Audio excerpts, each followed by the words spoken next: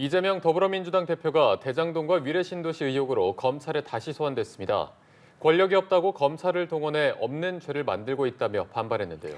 네, 취재기자 연결해서 자세한 내용 알아보겠습니다. 장효인 기자.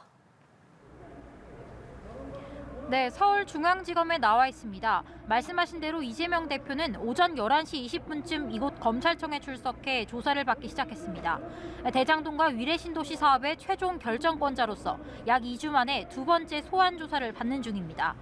조사에 앞서 낭독한 입장문을 통해선 의혹에 대한 구체적 입장 표명 대신 정부를 비판하고 민생을 강조하면서 정치 검찰을 동원한 정적 제거 수사라는 프레임을 부각했습니다.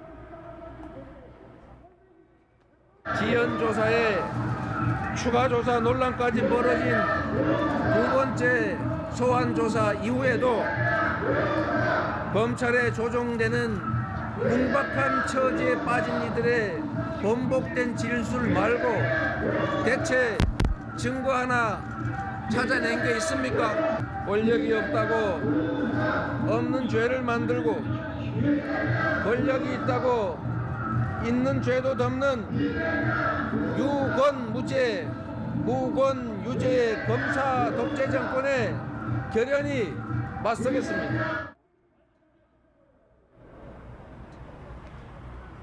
이 대표의 핵심 혐의는 부패와 배임입니다.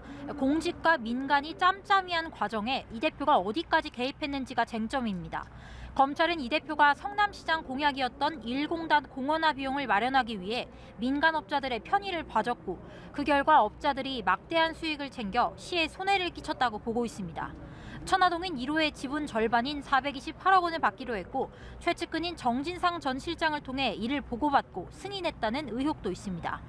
이 대표는 대장동은 단군 이래 최대의 공익환수 사업이고 단 1원의 사익도 취하지 않았다면서 전면 혐의를 부인하는 입장입니다.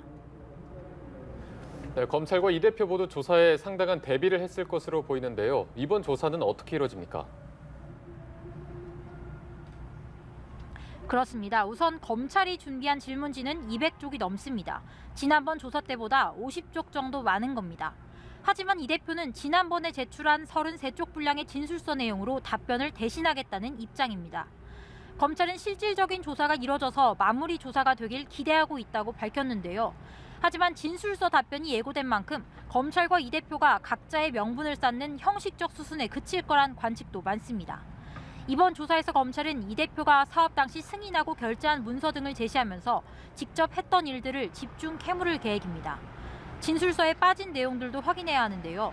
검찰은 우선 업자들에게서 불법 정치자금과 뇌물을 받은 혐의로 기소된 최측근 김용, 정진상 씨와 이 대표의 연관성을 살펴볼 예정입니다.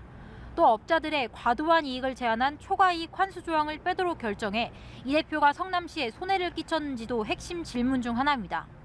최근 본격 수사가 시작된 백현동과 정자동 호텔 개발 특혜 의혹은 이번 조사 대상에서는 빠졌습니다. 조사가 예상대로 진행될 경우에는 조서 열람까지 포함해서 자정 전에는 마무리될 전망입니다. 지금까지 서울중앙지검에서 연합뉴스TV 장효인입니다.